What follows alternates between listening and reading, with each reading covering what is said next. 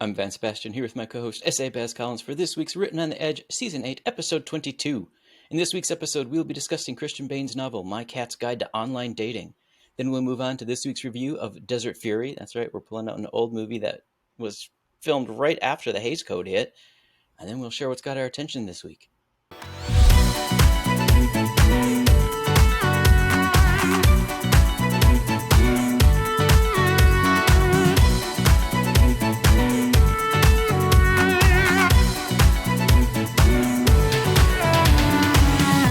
Welcome our guest. Christain Baines is an awkward nerd turned slightly less awkward author. Raised on dark humor and powered by New Zealand wine, he is the author of 6 novels, including gay paranormal series The Arcadia Trust and My Cat's Guide to Online Dating. Born in Australia, he now travels the world whenever possible, living and writing in Toronto, Canada between trips. Christain, welcome back to the show. Thanks very much for having me, guys. It's a pleasure to be Pleasure. So you have a new novel, and it sounds like you've injected some of your dark humor into it. I have. It's a slightly different tone than people might be used to from the Arcadia Trust. The title is, as you said, My Cat's Guide to Online Dating. And I describe it as a gay horror sex comedy told in 6 hookups with a horrible accident and a texting cat named Grace Jones. I love it. What do you want people to know about Zach's life before he goes to host it? Well, I mean, Zach's had kind of a complicated queer upbringing, raised by sort of religious fundamentalist parents. And he has I guess the central crisis in his life that kind of spins off the events of Cat's Guide is that his high school bully films his first sexual experience and basically, shares it around, which earns him a year of homeschooling and all kinds of drama, threats of conversion therapy, etc. So eventually, after coming through all of that, he goes away to study in Toronto, and during his freshman year finds his first boyfriend, which ends poorly. So when he comes home, his parents are away at a religious retreat. So he decides, okay, forget it. Best way to get over this is to just reclaim my hometown, reclaim my ruined teenhood, and just have as much fun as possible. Which is an excellent plan until the first hookup he invites over ends up, no Facebook, obviously, always get a Facebook, being the guy who violated his privacy. Oh, no. And because Zach has lost an awful lot of weight since then, the guy does not recognize him.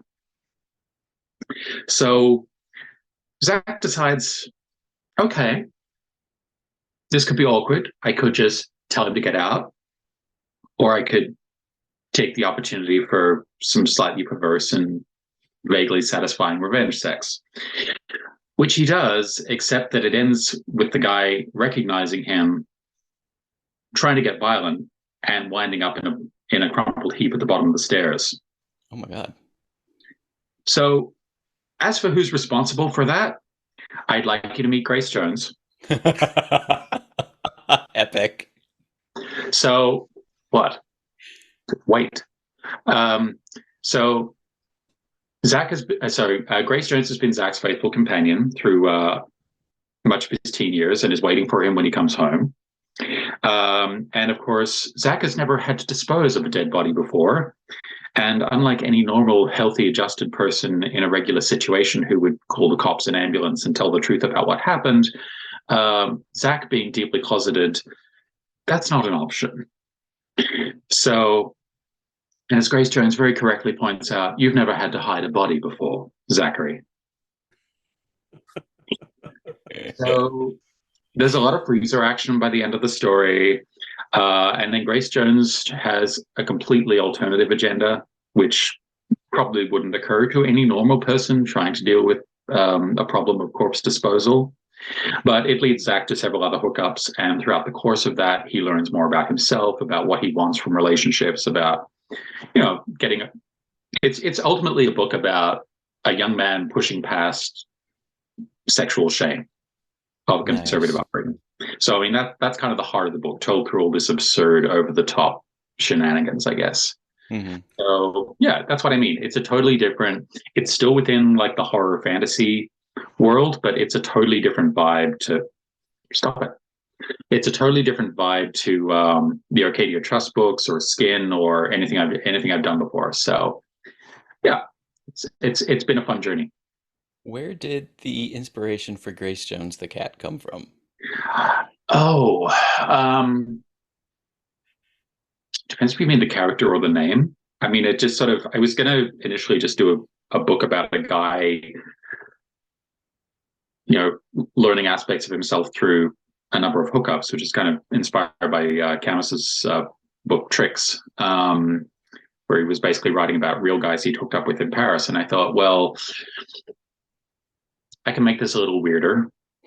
And I thought, well, okay, what if you did have to dispose of the first guy or whatever? Um, well, who'd be the expert in that? And then the cat kind of came into it. As to whether, as to calling her Grace Jones, I don't know. I have a little bit of a Grace Jones fixation. She's referenced in Puppet Boy. She's referenced in Skin.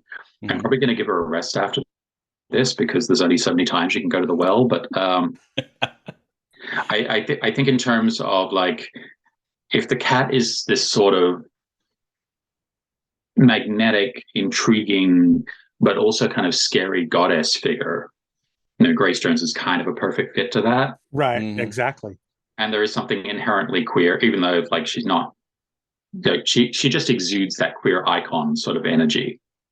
Right. So it made a lot of sense to sort of bring her in and yeah, and reference her through the cat. Is there more of a Put hook you down now. to mythology in queer fiction? Um, yeah, I mean, I've used mythology pretty heavily throughout the book.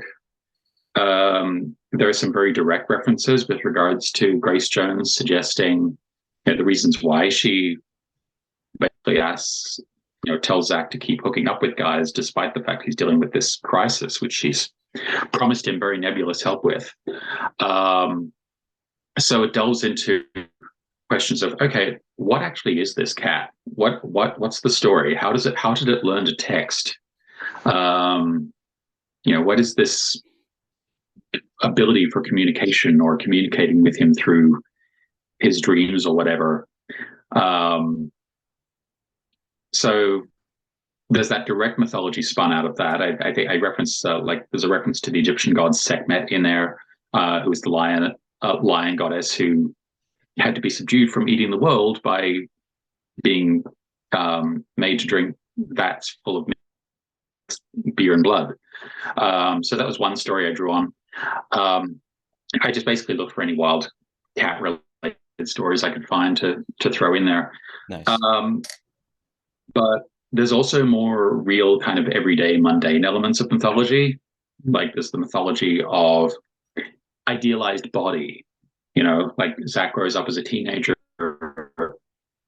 like he's had a crush on this guy who he hooks up with, who winds up dead. Hmm. And that's part of what's so heartbreaking. This guy's kind of used that to like humiliate him.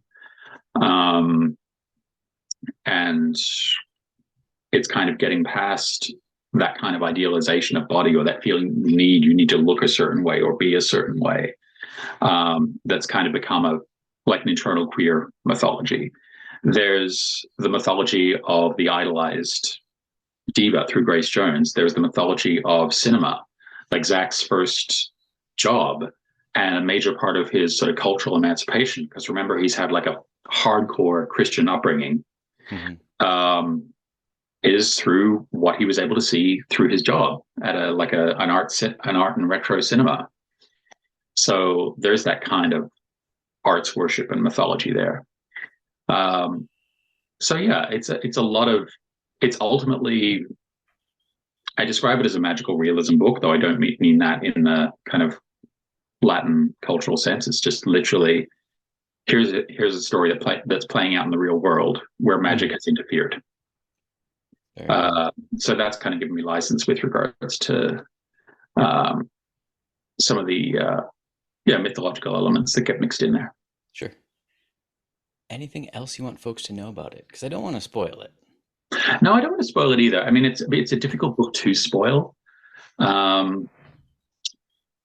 Even even the elevator pitch the book was out before the elevator pitch came out. I'm like, how do I even describe this? But look, I'm told it's very, very funny. I know I no longer have to say that myself. I've had other people tell me that, so it's well done, you. I feel validated in that sense. It's supposed to be funny. It's not meant to be taken. It's not meant to be taken literally. Do not go into this book expecting all your questions to be answered or for every little thing to make sense.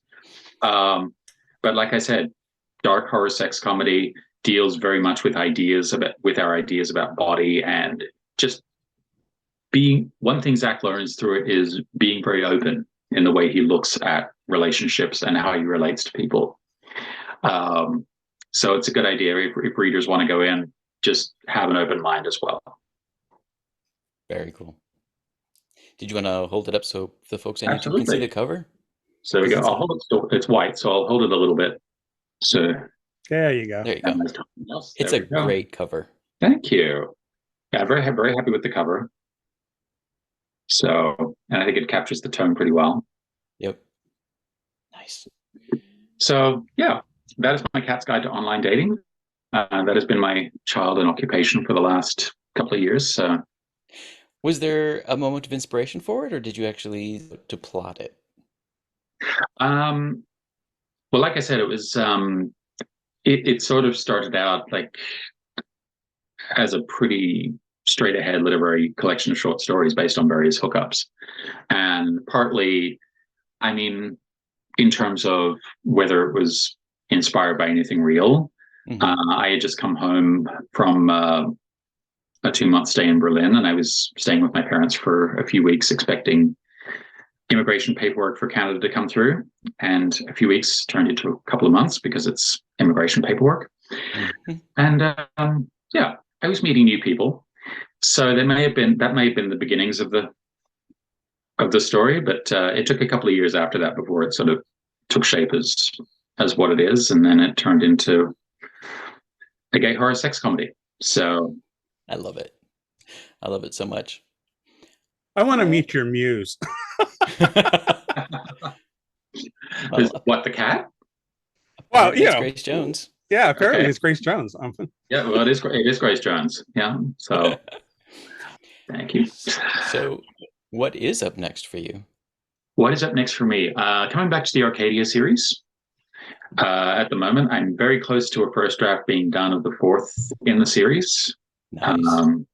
Which is, I guess I can talk about this now. It's kind of, at the moment, it's a little bit of a fusion ghost story with psychological kind of elements. There's a little bit of a surreal aspect to it. But one of the reasons it's taken so long is it's still trying to sort of find its identity. I don't really, even though the Arcadia books hit familiar beats, I think I mentioned this last time, each one is in a slightly different genre. So I've sort of had a loose idea what I wanted to do with this installment for a while.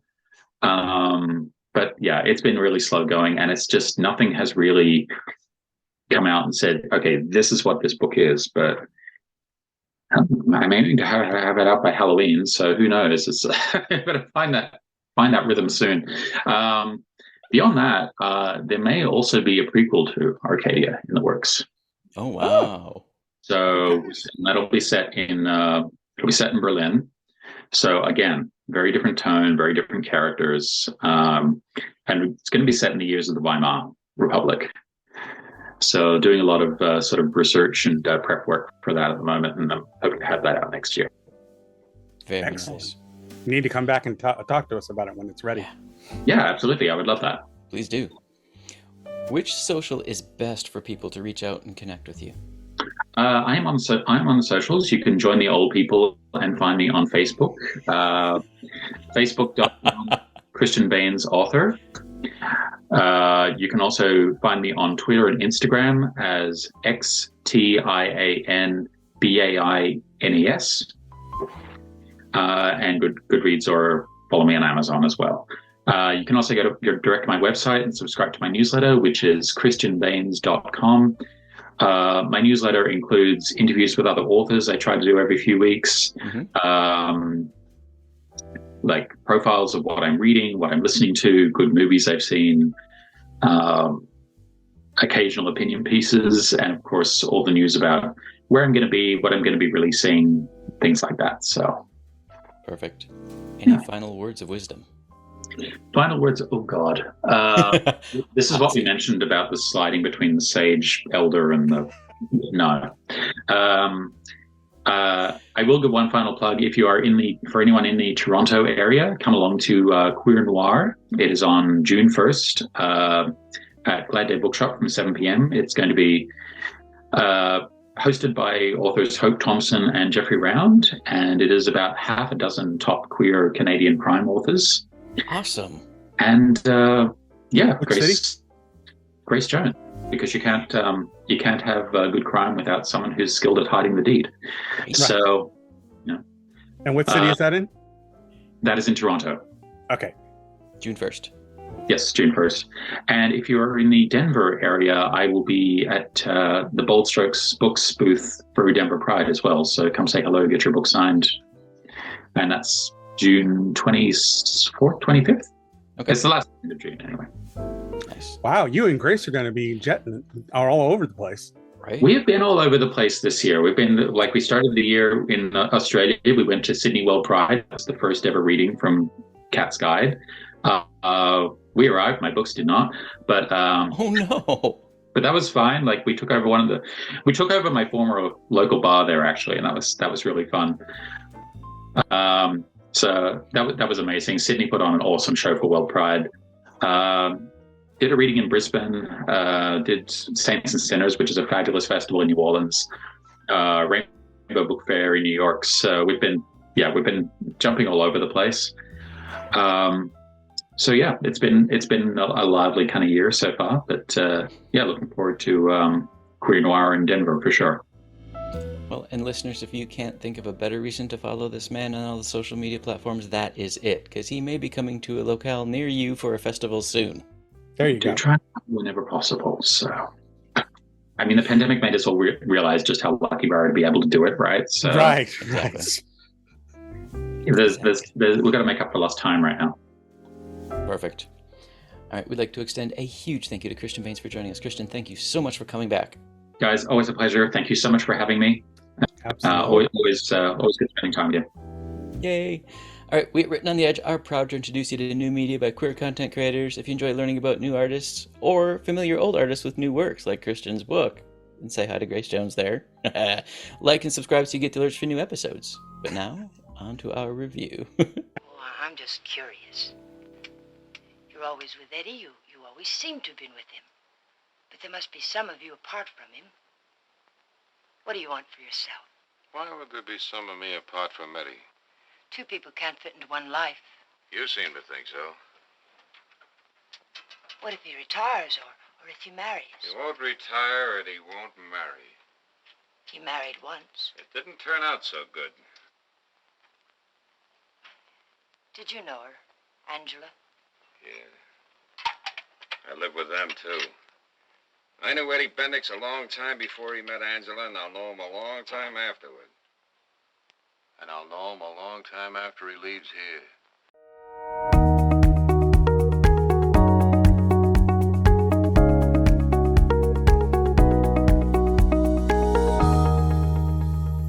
It's review time, time to review a film.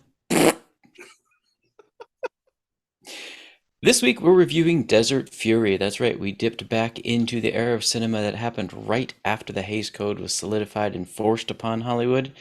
Desert Fury, the daughter of a Nevada casino owner, gets involved with a racketeer despite everyone's effort to separate them. Okay, so we're going to do this a little bit differently than we normally do. In that, I want to give the viewers and the listeners of our podcast a bit of context.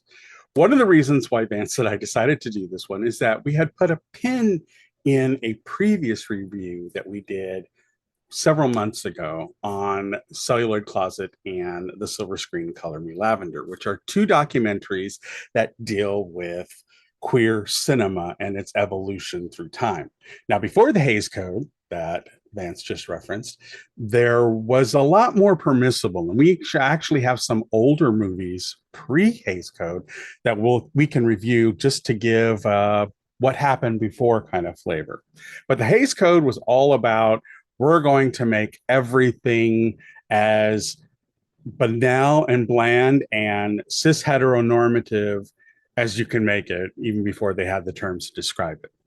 So a lot of the things that they got away with beforehand were gone, were forbidden.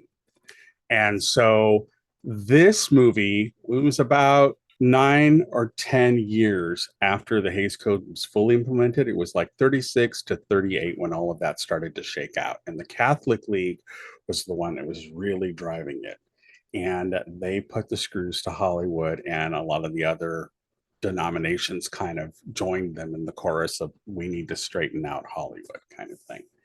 So there were a series of movies that were made after that point that may have dealt with queer content, but it had to be coded. And this is one of those movies. I'm going to give you guys a small snippet of From Color Me Lavender, which is a documentary that has out queer actor Dan Butler doing the narration and the presentation of it. And this is a sequence that talks about Desert Fury. And it's one of the reasons why Vance and I put a pin in it and said, someday we're going to have to review that movie. And this is that time. I'll put a link up here somewhere so people can actually go back and see that review and listen to our talk about these two really great documentaries that are out there on queer cinema. Definitely watch it after you watch our episode. Oh, I didn't know. I thought you... Get in the house, Johnny. Get out of here. Leave him alone. It's bad form to confront the woman, especially in front of the hero. But sometimes it's got to be done. Get out of here. Johnny, let me come in. I've got to talk to Eddie. He doesn't want to see you. Now get away from here or I'll kill you. Who does your housework? Johnny? Oh. Johnny. A little messy, isn't it? She thinks if she empties 1 or 2 ashtrays, she can replace the boyfriend and his affections. Kind of nice emptying those ashtrays. Shouldn't do that, kid. First thing you know, I'll be out of a job. Don't worry about it, Johnny. I'll see that you get your pension. All right. So the movie that we're reviewing is definitely along those lines of the coded relationship that existed. So the Grizzled Old Prospector is a character archetype that got put into the movie to explain a queer relationship that they couldn't talk about openly.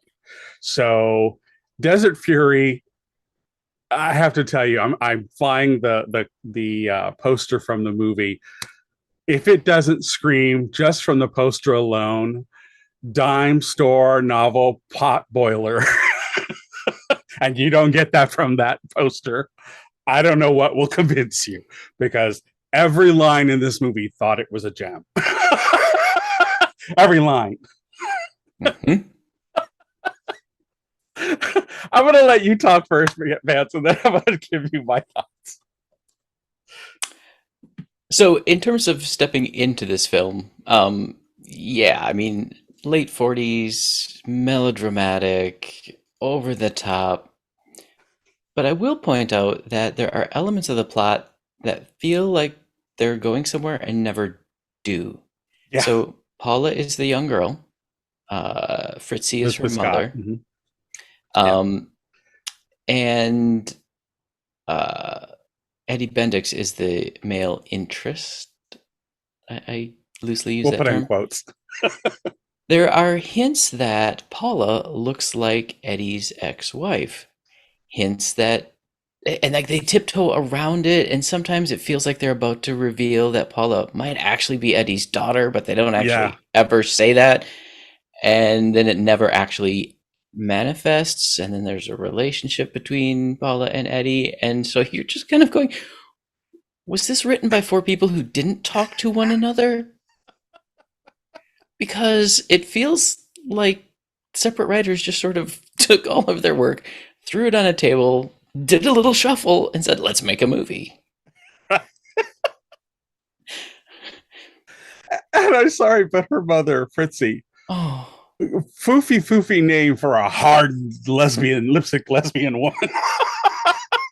I mean, she had the shoulder pads. I made her look like a football player in every scene. What I will say about the art direction, though, and I have to totally credit the art direction of this movie, and whoever did the art direction was brilliant, because you look back in the 1930s and 40s and you look at the comics of that era, and they have the painted lady with the perfectly defined lips and then the curls, which have all the waves definitely drawn in, and the angles, the shots, the composition of the sequences, you literally could screenshot a frame from that movie and put it together in a graphic novel. And it would play. It would literally play. So in that respect, I kind of really appreciated the film. I was kind of like, oh, this is like a graphic novel come to life. It's kind of that kind of thing. So I also thought that it was weird that the only real queer thing that happened was when, in the end, when she said, yes, mother, I want you to kiss me. And instead of a little peck on the cheek, they did a full-on lip lock. And you're like, what? Pretty sure even in the 40s, that was not normal. Yeah. Every other movie I've ever seen, it was always a peck just to the side of the mouth, kind of thing. And that's it. I'm like, she fully grabbed her and brought her in. I'm like, dang, girl. Okay, hold on. Let's get you a room. So that freeze framing thing you were talking about before the lip lock, I also noticed it, and it felt to me like they were pausing dramatically so someone could feed them their lines, and then they'd say the line, and they'd pause dramatically and wait for the next line, and then they'd say that next line. I also loved, first I have to cop to the fact that Burt Lancaster is in this movie, and it was actually his first film. My husband looked it up and said it was his actual first film. Nice. I think he did pretty well, considering the fact that everybody else was like playing it to the 11s, and he was kind of hovering at a 7.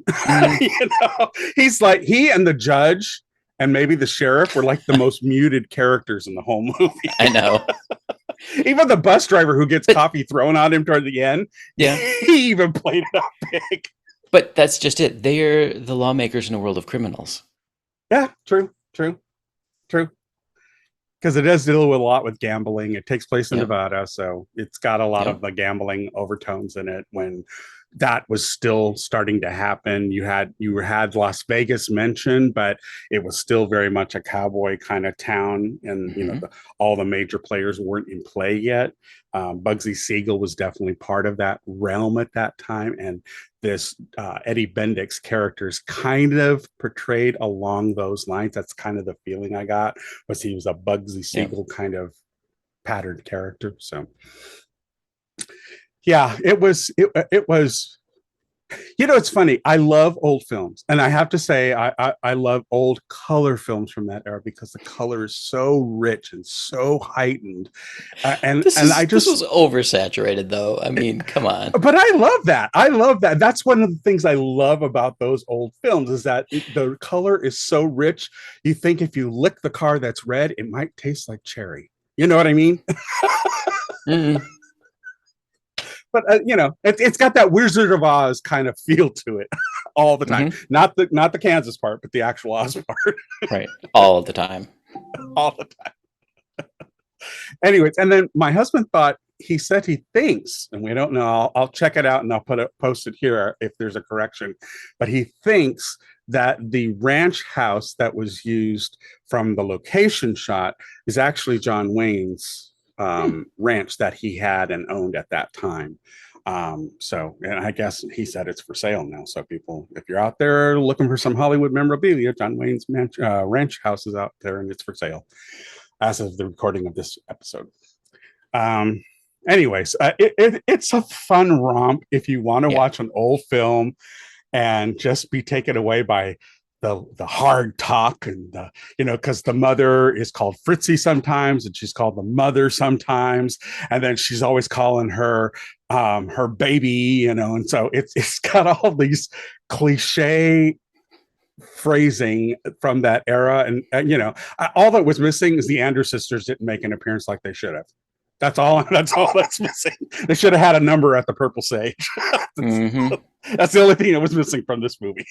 Yep. I kept waiting for Abbott and Costello to make a walk on. That would not have surprised me. Got anything else to add, or shall we get to our ratings? No, I'm good.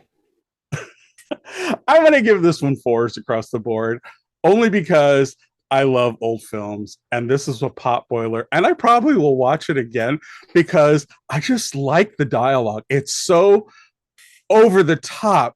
It's kind of like, how a lot of gays like Showgirls because it's so bad it's good. Mm-hmm. This is one of those movies. It's just so kitschy and so bad, and they throw you in the middle of the story and you have no idea what the hell's going on for like the first 20 to 30 minutes. You're like, who's that? And why do they know it so well? And who am I supposed to know them? And is there a reel that I'm missing that I didn't start from the beginning?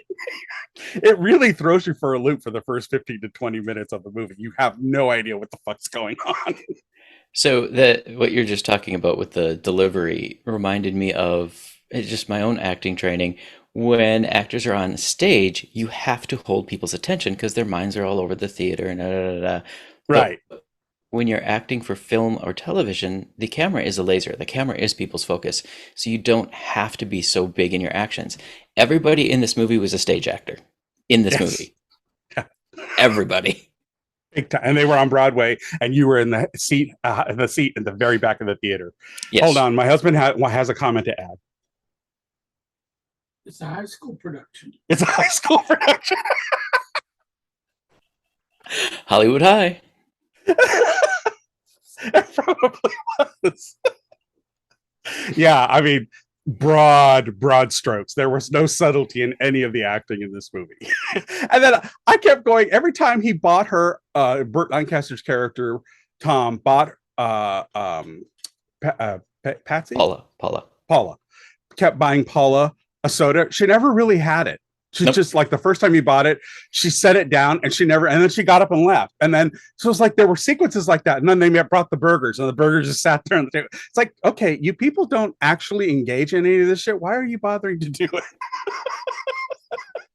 And God, cigarettes and booze was everywhere. Yeah.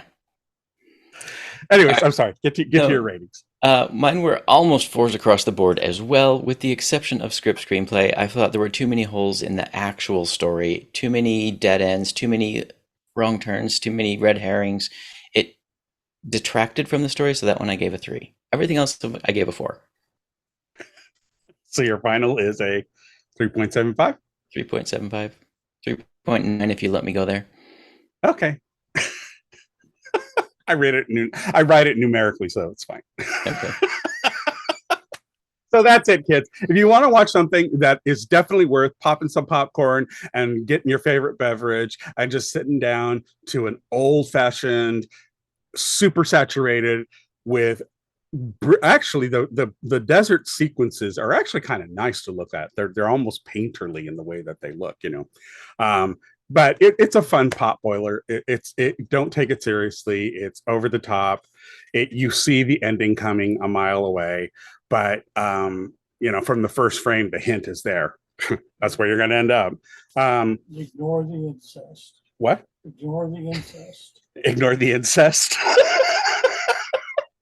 Sorry, my husband is playing like Waldorf and Statler and Waldorf. Statler sitting up in the balcony in the Muppets.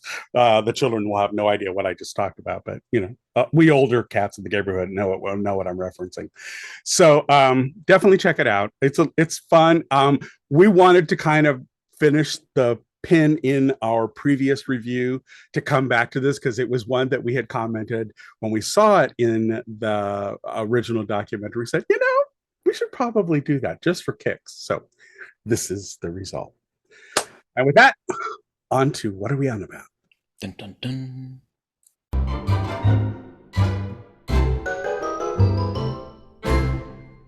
So, what do you want about? I've got two things to share. One, Apple had a recent, iOS and everything else update, and with it, they released their Pride faces for their Apple Watch.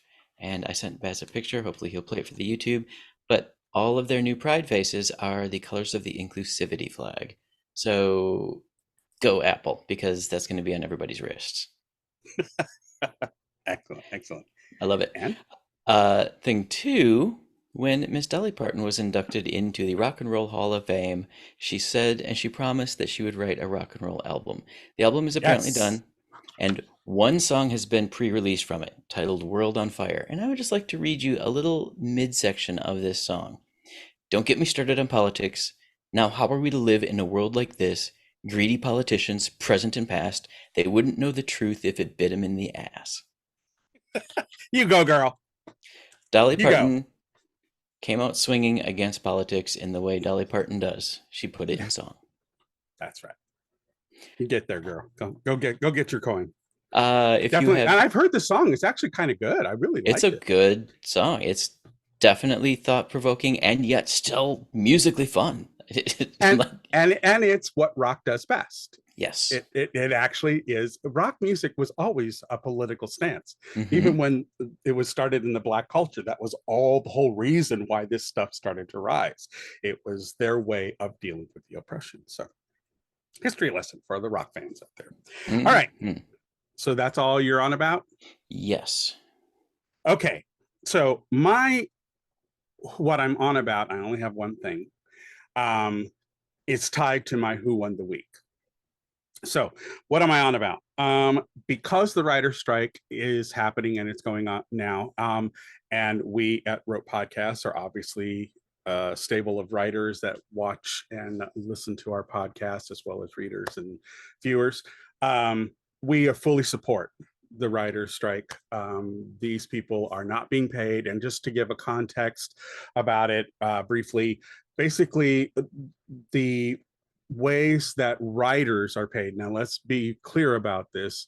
Without writers, you would have nothing to watch, which is why when they strike, you really have nothing new to watch.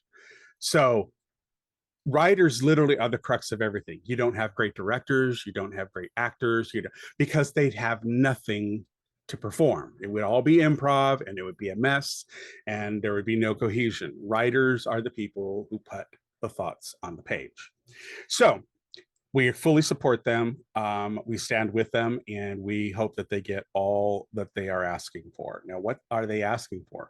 It boils down to some basic plots. Basically, what has happened in Hollywood recently is writers used to be, as you've seen, and in fact, if you watch Mrs. Maisel, there's a prime example of it. They have a writer's room. We have a collection of writers who collectively write a script for a given show. And even variety shows or talking head shows are scripted to a great extent. So there are writers for those shows who put those things together.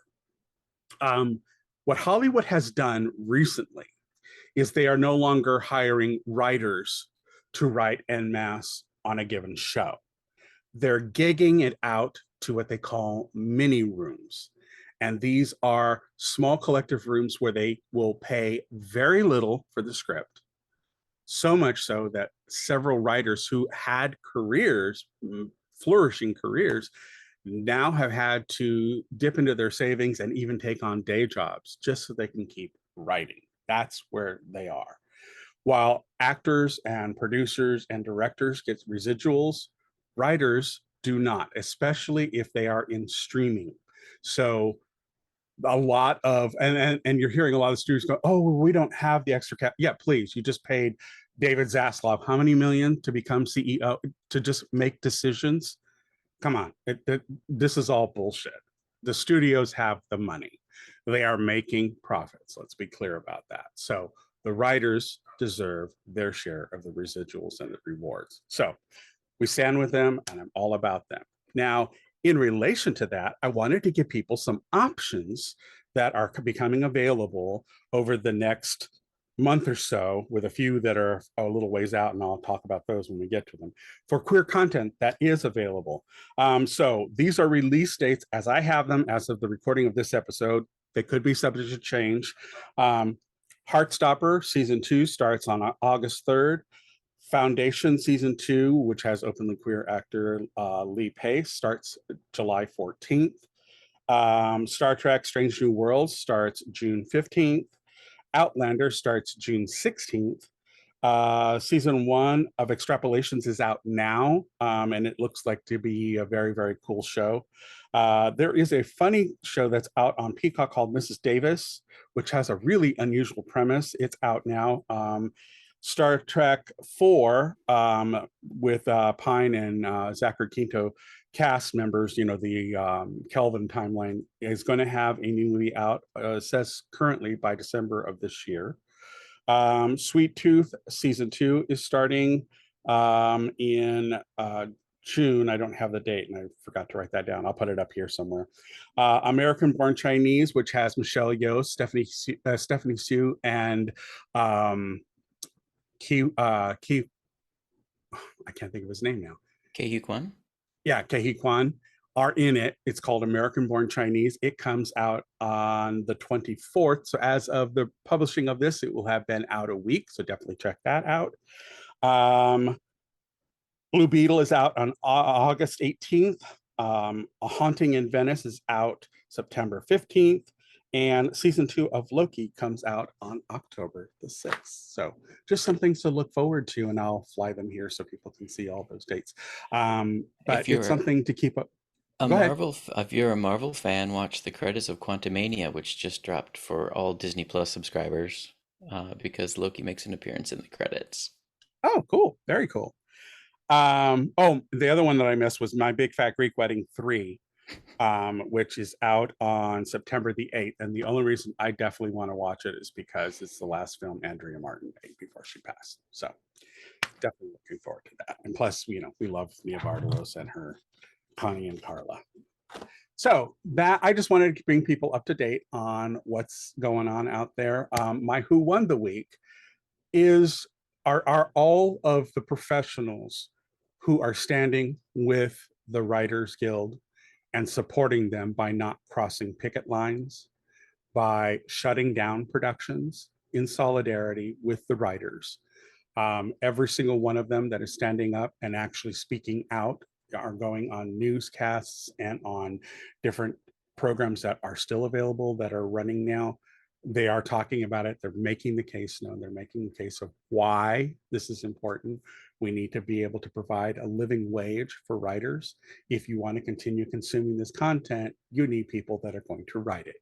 And so my winners of the week are all of the professional unions and tradespeople who work in the industry who are supporting the Writers Guild by not crossing their picket line. They win my week. You? Funny you picked somebody, or a group of people standing out. My win of the week are all of the teachers and laborers in Florida and the drag queens in Tennessee who have taken to social media to show how the political decisions have affected the people. I've seen a string of videos now of teachers walking into their empty libraries. One actually showed the boxes, and I'm talking dumpster-sized boxes of books that were hauled out of her school. There was a video from a teacher who gave his resignation where he talked to the school board about the fact that he was trained to triage the bullet wounds of his students in the case of a school shooting, but he's not allowed to make curriculum decisions. Yeah. So, and we know of a teacher in Florida who is queer, who has been a safe haven for a lot of queer students. So our thoughts are with him and his students. Yeah, definitely is something to keep a watch on. And it's gotten bad enough that the NAACP has issued a travel advisory for the state of Florida. For the state of Florida. Take note. This is there have been serious. Several travel advisories, NAACP. I know there was one from one of the pride groups as well. Trans care just evaporated from the state of Florida. You can no longer get drugs if you are a trans person and need them to survive. or even Okay. just gender affirming care, which can be as Gender simple affirming. as haircuts or proper clothing, or it just all of that stuff is so important to our queer youth. So Yep. yeah. And it's gone. It's just gone. So my win of the week are all of you who are there showing how these fucked up conservative hate-based decisions are affecting people. Real lives. Absolutely. I totally agree with that. All right. Wow, I That's just all we brought us got. down. I just brought it all down. I'm No, so sorry. actually, it's an upbeat thing, because while these are gasps of a dinosaur that is dying. I know. And I'm right there with Robert Reich, which I commented on last week, that we're making progress. It may not look like it at the moment, but just realize the youth vote is coming into play now in ways that it hasn't before. And these youth are connected. They know how to mobilize. They know how to talk amongst each other. So this is something we've not dealt with before. And I think a lot of the pollsters don't understand how that generation works. And I think this is where a big surprise is going to start happening. I think so. I'm looking to the children out there. Start becoming involved if you're not already. And if you are, keep it up. You're doing great work. And on that note, Written on the Edge is produced by Rogue Ravens Media. For our disclaimers, links to social media, our listen stations, or to sign up as a guest, visit www.rotepodcast.com. If you enjoy learning about new artists or revisiting old friends, please like and subscribe so you get the alerts for new episodes. Follow us on YouTube. You're going to see more there than you hear in an audio podcast, for sure. Tune in next week for your queer media fix. Bye.